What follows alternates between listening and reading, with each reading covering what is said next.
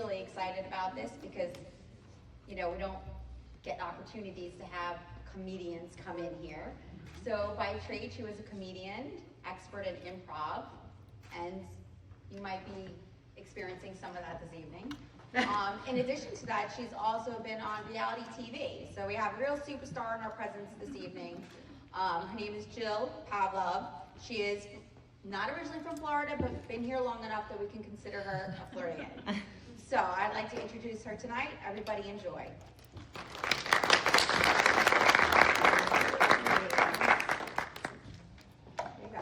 Thank you so much for having me. I'm clearly no stranger to a microphone. Hello, everyone. But clearly I'm a stranger to a projector. Breaking the rules already.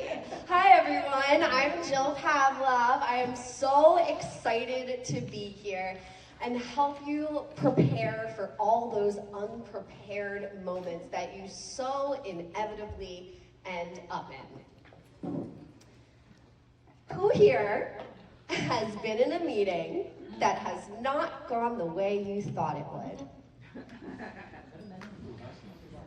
Right? Everyone else has had perfect meetings? I'm so excited for you. That's great. You guys can leave if you're done your dinner then. But no, here's the thing. We have a major communication gap that is going on in our businesses, between our teams, between cross-functional teams, between employees and leaders, between managers and shareholders. Miscommunication is getting us nowhere. We have meetings that are ending with, let's circle back. How many times have you sat in a meeting for a full hour and nothing happened? You just decided to have another meeting about it later, right? Or a leader who doesn't want to admit that they don't know the answer, so they just ramble on and hope that something sticks. We have smart people who are not even speaking up because they don't feel psychologically safe to do so, or they don't feel confident enough in their ideas, or they haven't received enough feedback to really know if they should speak up. So we're having all these communication problems. Do they sound familiar to any of you? Yes. Yes, okay. Good, otherwise I was gonna leave. And it matters because when we're bringing different trainings to our teams, there are usually slide decks like this one, probably not in leopard print though. We're bringing frameworks, we're teaching our leaders, we're giving them scripts and slides and decks, and this is how we're training them. And we're not training our leaders or even our team members and our people in these unscripted moments. What happens when we're unprepared? Spring did a great job. She didn't even know she was gonna come up here. What happens when you're unprepared is you use what you know and you do it confidently. I gotta say, Spring, you did it so confidently, like perfect example. Thank you for being my example for today.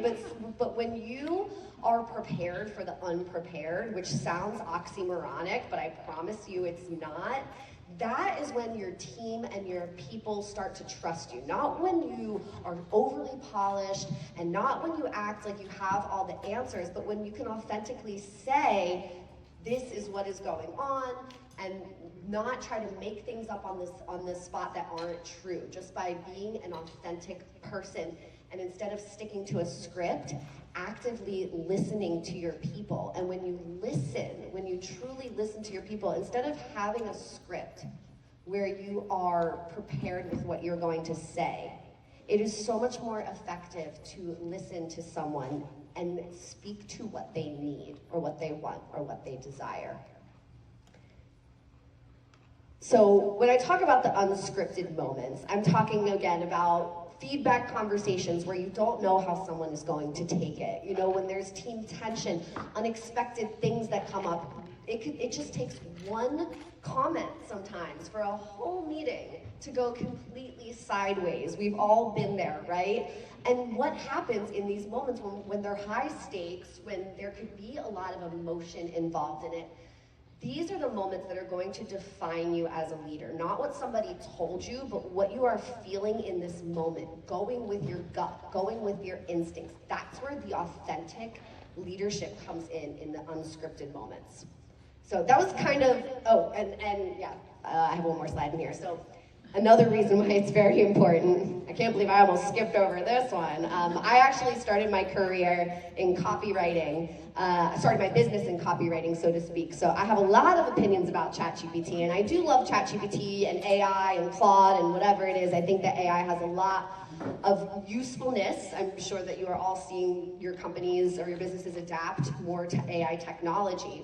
But you can't use AI in a conversation, in a real life conversation. I could not have come up here and been like, okay, they're not reacting, what should I say next, ChatGPT? We can't, you can't be in a meeting where you're firing someone and they start crying and you say, hold on, I really just gotta ask my bot what to do, I'm not sure, right? We don't get ChatGPT during real life conversations. So I thought, who am I and what can I do about this? My name is Jill Pavlov. If I haven't already said that enough times, I'm just trying to get you to remember it. If you know Pavlov, I'm all about conditioning, so you'll remember my name and look me up on LinkedIn, and we can be besties later on. But again, I've been in the marketing world for almost 20 years of my career. Straight out of college, however, I was an entertainment reporter. I had majored in theater and got into the radio world right out of college. And what I learned really quickly is that you have to be prepared for a lot of unscripted moments. When you are interviewing celebrities, these crazy, delusional, totally out there people, trust me, you never know what they are going to throw at you. So I really learned on my feet how to be prepared, again, for the unprepared. Side note, Gwen Stefani is a talker, and we will be talking about concise communication as well today. So my journey in radio ended. I go into the marketing world for 15, 20 years. I know everything about public relations, marketing, branding, copywriting, and I get to my last corporate job at, where's Raymond? I was talking to Raymond about Coral Springs earlier. If you're familiar with Coral Springs, my very last corporate job, I was a copywriter at Cruise Planners. And I was writing about travel and beautiful destinations from a gray cubicle. And I personally decided that I did not want to do that anymore. I decided to open my own business doing copywriting. And that is how I started out 4 years ago as a copywriting business. And as I said, ChatGPT very quickly came on the scene. And I realized that I wanted to help people in a more meaningful way. Instead of just writing things for people, handing over Google Docs that most of the time never even got posted to where they were supposed to get posted, I thought, how can I really make a meaningful difference using all my past experiences? I didn't mention I was a theater major in college. I was pretty much a theater major since I came out of the womb, if I'm being honest. Like, I am that theater girl. If you've ever seen Glee, Rachel Berry, that's a pretty good comparison right there. So I decided to come back to my theater roots. And that's because I started to come back to my comedy roots. I started getting into improv again. I performed down in Miami every weekend with a group called Just the Funny. I started taking up stand-up, and I was like, wow, there's a lot here that being a theater person, that being a comedian has prepared me for in my own business that I never really thought of as business skills, but communication itself really is a business skill. And I thought to myself, I am spending my time doing something that is completely made up, and I'm still prepared, more prepared than most leaders in business meetings. So how do I translate that? I gotta bring improv to you guys, right? I gotta bring improv to your businesses. So here's why improv matters. Actually, let me first start off. Has anyone ever taken an improv class? Has anyone ever seen an improv show? Sure. Yeah. Anyone ever watched Whose Line Is It Anyway? Yeah. Okay, great. So some of you are familiar with what improv is. And the training that you get in improv, it's very much, I compare it to working out in a gym. Because your creativity muscles, your quick thinking muscles, they are things that can be worked and flexed and adapted so that when you are in these conversations, instead of panicking and thinking about what you're gonna say, you have practiced the unprepared moments so much that you are now prepared for the unprepared. So all of my years of improv training have kind of made some of these things like second nature to me. And these are quick thinking, adaptability, confidence, especially teamwork, your creative thinking and problem solving. All of these things are so trainable. You know, a lot of your employees or people on your teams, they're walking around thinking that confidence is something that is just inherited. That some people are just born confident, and those are the people who contribute in meetings and speak up and get promotions and do well in the company. And confidence, just like everything else up here, is something that can absolutely be trained. And we will get into that with some of the interactive stuff. I'm going to dive more into the confidence piece. But all of these things really make your company function so much more smoothly when communication is just effortless. I don't know if anyone's ever been on a team. Actually, the last team that I was on, the marketing team for cruise planners, it was one of those teams that worked like a well-oiled machine because everyone knew how to communicate with each other. All our folders were organized and we all knew where everything was. Has anyone ever been on a team like that where things just functioned like so smoothly? It is a beautiful thing, and so much of it has to do with how everyone is communicating with each other. Those miscommunications get so costly when your marketing team has misunderstood something that the tech team or the IT team has said because they talk in nerd speak, and your marketing team talks in Instagram talk, and now the company has sent out something that doesn't even make sense to all your customers, and it's cost the company thousands and thousands of dollars. Just one example.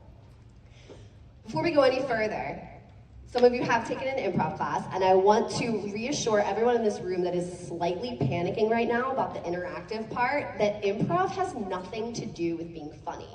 Because of shows like Whose Line Is It Anyway, and places like Second City that have comedy shows, and even my theater, which is called Just the Funny, improv doesn't mean any of that. Improv is just short for improvisation, which means being in the moment, which means being present. And those are the two biggest things that you can do in order to be unprepared for in order to be prepared for any conversation. Also, the fact that I just kind of fumbled over my speech for a second, I just want to draw attention to that, unlike people who would like to draw attention away from that, because we are going to be doing some interactive stuff. And I want to let you know that this is a judgment-free zone. We're going to be talking a little bit later about how to instill some psychological safety in your teams, in your employees, because that is what helps them to speak up and be creative, innovative, productive employees. But no one's going to speak up if they don't feel safe to do so. So many of us are afraid of the fear of failure, the fear of rejection, the fear of judgment.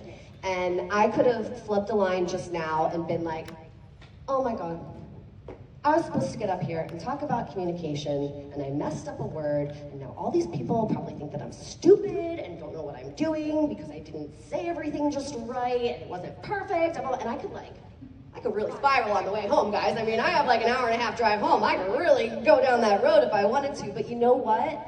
I have learned, and what I want you guys to learn is that at the end of the day, that is not what people remember about you. They are not going to remember those silly little moments, those tiny little mistakes. If you have a bad idea, you know what, it happened to me just last night at rehearsal. I had rehearsal for my comedy show, and I brought up an idea and no one laughed. I was like, great, everyone hates me, I suck, I'm gonna quit comedy. I could have gone down that path, and that's sometimes what your employees and your teams are thinking when they bring up ideas and they hear silence. So it's important to learn how to give feedback that makes them feel safer to speak up in these unscripted moments in order to get that. So all of that to just say that tonight is a no judgment free zone. If I had not just gone on like a 5-minute rant about flubbing my line, no one would have remembered it. What you would have remembered is all the other great stuff that we're about to do. So I just want you to know that at the end of the day,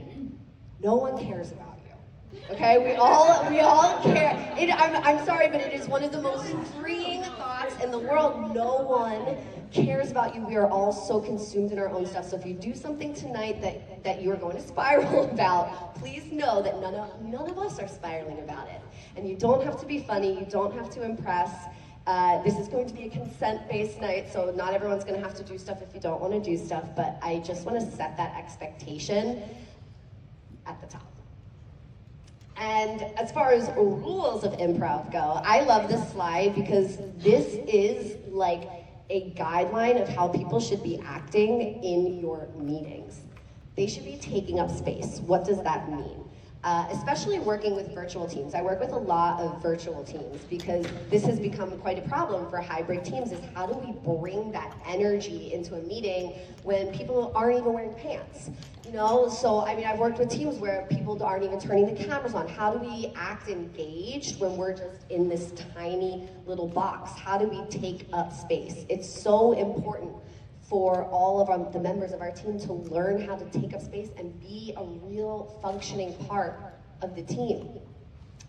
Another rule of improv is to take risks. Now, I don't mean do like risky behavior at work, but taking risks for someone could just be expressing their idea. You know, I personally was a very, very shy person in school. I did not ever raise my hand. It would take me a lot to raise my hand. That would have felt very risky for me back then. And for some of your people, speaking up is a risk. But when you can get exposure therapy to other kinds of risks, it really helps in other moments. Like, for example, my sister, as you can tell, I'm a little bit of a talker, and she's my younger sister, so growing up there wasn't a lot of time for her to talk. And she's very shy, and she decided to take up improv 3 years ago.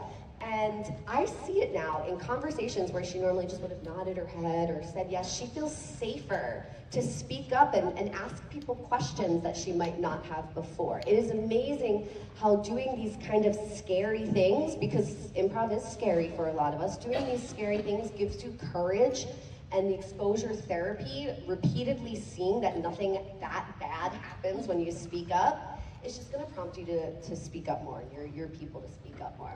And when you do speak up, commit fully. If I had come in here tonight and been like, hey guys, we're gonna have so much fun tonight. Improv is really great and everyone needs it.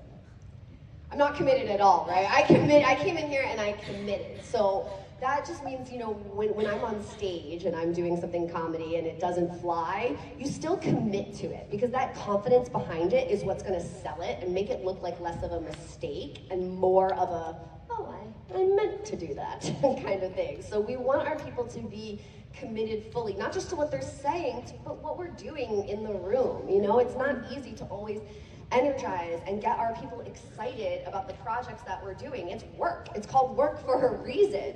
So how do we get them to commit fully?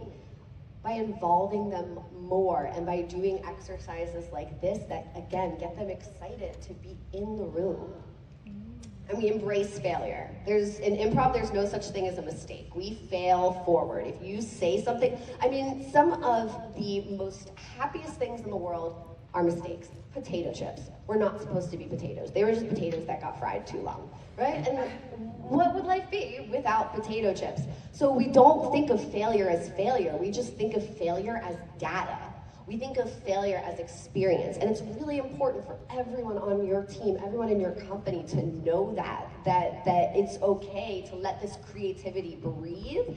And if it's not quite right at first, if it starts out messy, we can shape it. Improv always starts out messy. A lot of the comedy movies that you guys enjoy on a regular basis, there's so much that went on the cutting room floor that you never saw because it was probably terrible and didn't make anyone laugh, and that's why it's never seen the light of day. And you don't see Will Ferrell or Adam Sandler walking around crying into their millions being like, oh, that one thing I tried wasn't funny. You know, you see the final product. You see the movie that has gone on to be a huge success. So, no failure, another rule, and make your teammates look good. This is one of my favorite rules in improv because it takes the pressure off of you and your own ego and your own expectations for yourself. What does that mean? So when I'm on the stage and I'm panicking about what to say, which doesn't really happen, just kidding. When I'm on the stage and I don't know what to say, if I'm really, really stuck, I think about how can I make my scene partner look good? What can I give them in this moment that's gonna give them something to work with? And that's a great mindset to adopt for your teams because it takes you out of yourself and it makes it more about the moment. One of the things that I love about improv versus stand-up is it is a team sport. You can't really improv alone. Stand-up always felt very lonely to me, but improv, you're building something together. In your business, you're building something together. So try to make your teammates look good, and the whole is going to benefit from it. And lastly, yes and means the opposite of no but. Has anyone ever heard the phrase yes and before? Okay, so some of you who have taken the improv classes have heard yes and it's basically the concept of we're not going to shut down ideas. Just like I said, we're going to let things be messy, we're going to let them grow, we're going to let them breathe. Because just like I was talking about earlier, especially your employees that are a little bit afraid to speak up in meetings, if you don't yes and what they've said, they're just going to feel more and more unsafe to speak up.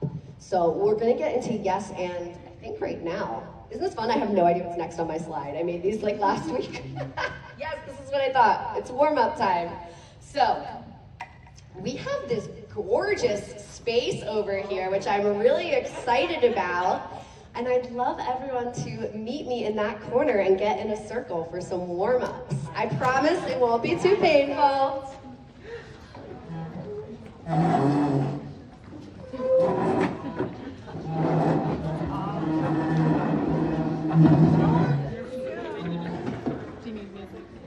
No, we don't need music. Okay, yeah, let's circle up over here. All right.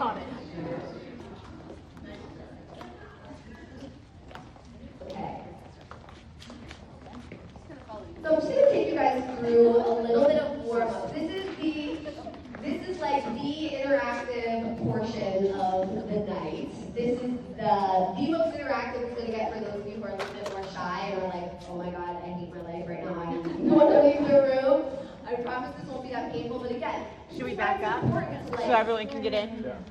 Yeah, and there's some room here too. Because I don't know what's next to you. So we've got whoever's next to me. All right. So, what is the point of the warm-up? Well, just like in a workout, you need to warm yourself up before you do any form of communication or speaking. It's like we've all had a long day, we've just been sitting, we've been eating dinner.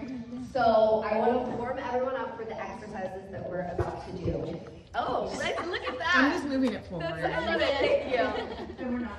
So I also just want to address that, like, what we're doing tonight, it's gonna seem silly. Okay, it's gonna seem silly, and this is improv for business. This isn't like improv like if you went down to a theater and they would make you like bark like dogs or cluck like chickens, like this. Because then we're not doing that. Because you know what? I want to make this improv very. My goal in all this is to make improv really, really relevant for your businesses and to not have something that's so high stakes. I'm not trying to make your people actors or comedians. I'm trying to make them more confident communicators. And so some of the stuff, probably all of the stuff that we're about to do is going to seem really, really silly on the surface, but it's the type of stuff that if you do over and over again, you're going to notice your people getting more confident. You're going to notice them getting more clear. You're going to notice them getting more excited, more creative, more innovative. This stuff starts happening when you train these improv muscles, and it is absolutely magical to see. So to start out, we have such a great group, great sized group tonight. All I want you to do, and I don't even know if we need, I don't think we need the microphone for this. No. Do we? Okay. All right.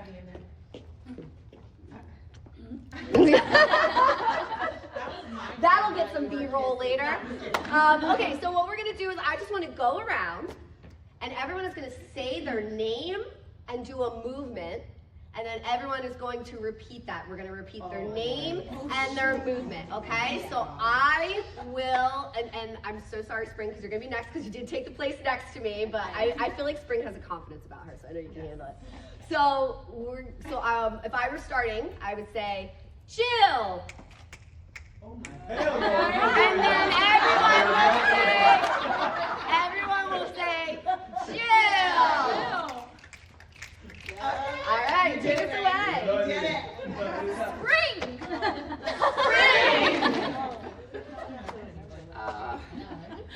It could be any movement you want.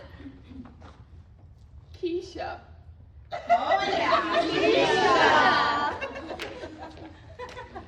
Kim. Kim. Lisa.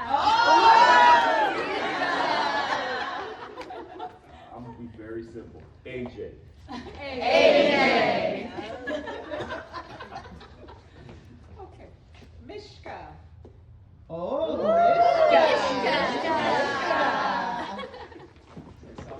Lana. Joe. Paige. Hiya.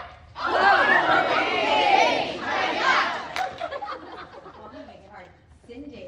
I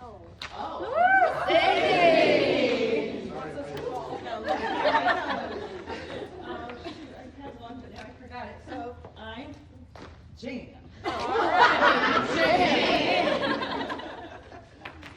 Cheryl. All right, here we go. All right, here we go. I'm Anita.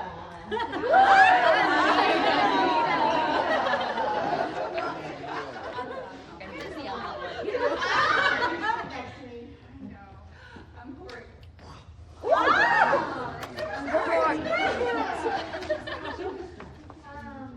Gabby.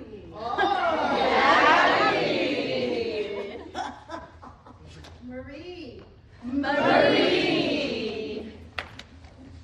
Lindsay. Renee.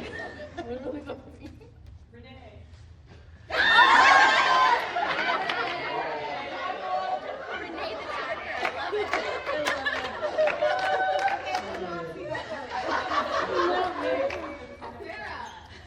Sarah. I'm ready. I'm Ray. Stephanie. Cindy. Maureen. Shannon.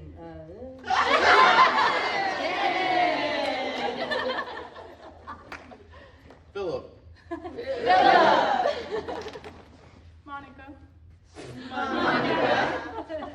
Mahogany. Give yourself, oh, and Jerry. Jerry! Give yourself a big round of applause! You guys feel how the energy just completely shifted? Even Ray was like, I don't want to do this BS. And he got into it. He was like, Ray! The energy shifts when you can just like drop, I'm not saying drop all the professionalism, because obviously we are professionals in a professional setting, but sometimes when we can let that ice break just a little bit, that's what gets that creative energy to flow, so that ideas are fostering during the meetings instead of people just sitting there like, what am I gonna have for dinner tonight? So we're gonna do one more group exercise and then I'll let y'all sit down. This is called yes and. So some of you are familiar with this, and it is the principle of yes and that I am so fond of. Because again, when your people are speaking up, you want to yes and their ideas. There is a way to even shut down ideas without sounding like you're shutting them down. I taught a persuasion class at FAU last month, and I had them do yes and in the lens of a debate. And so instead, in a debate, you would think people have to say no, no, no, no. And it was very interesting to watch them have to yes and each other, even though they were arguing opposite sides of the view, and they were able to do it. So there's a way, again, to yes and each other that will foster this creativity and make people feel more safe to speak up. So we're gonna play a round of yes and it's super simple. All you gotta do is, we're gonna start this way with Mahogany. And you actually have the easy job. You get to say whatever phrase you want, and we're gonna build a story. Okay. So everyone just says, no, it's not anything you have to, it's not a memory game. No, oh my God, I would not make any of you do that after a long day of work. No, everyone's just gonna build on the story. So everyone is going to add a line. So if Mahogany said, yesterday I was out walking and I saw a frog. And then Monica would say, yes, and the frog had a crown on. And then Philip, I knew it was with a P. And then Philip would say, yes, and the frog was holding hands with a snake, or whatever it is. It can be funny, it can be whimsy, it just has to make sense with what the other person said. So if Mahogany started said, I saw a frog on a walk yesterday, and then Monica said, I love cheese pizza.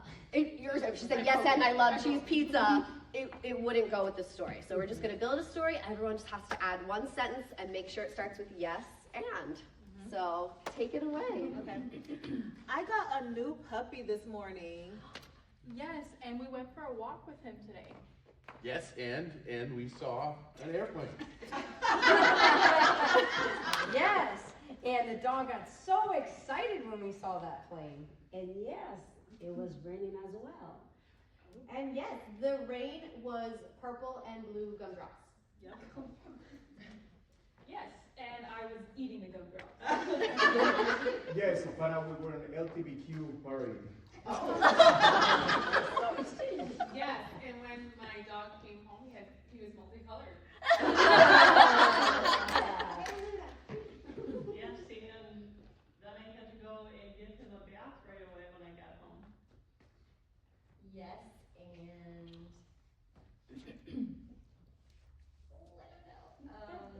I got wet from giving you a bath. Yes, and he licked me all over. Yes, and we call him Sunshine. Aww.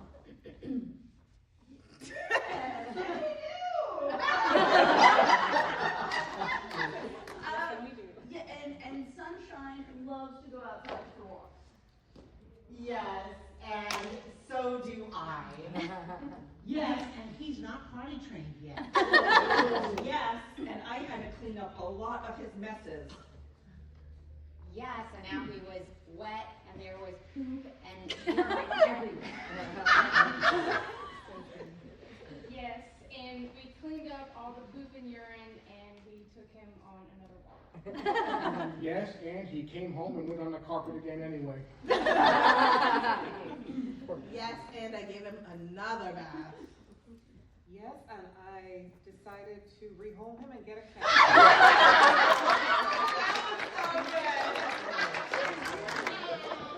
Oh, now what do you do? Now we got a cat. Yes, and she knows I don't like cats. Yes, and I'm allergic to cats, so I had to get rid of the cat. And yes, I went and got another cat named Jax. Yes, and the cat ate all the roaches in the house. Yes, and I don't like roaches or poops. I taught the cat how to use the toilet. Great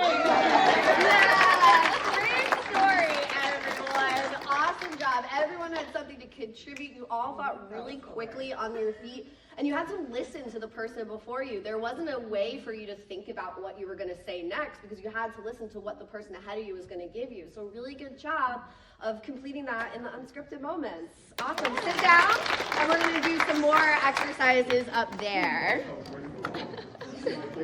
It's my favorite question about underwater welding. As long as you're protected, you wear anything you want. Some things you cannot unsee. That's definitely funny. Philip, can you give us an example? Show us stuff that. It reminds me of my third recital in Prague. Yes. So, well, it was a majestic evening, and I was doing this.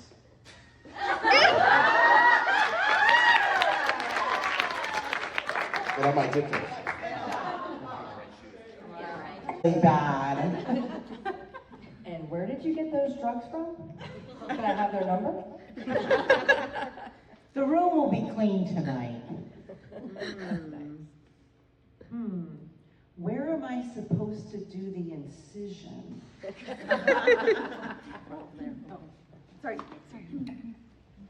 I don't know what to tell you.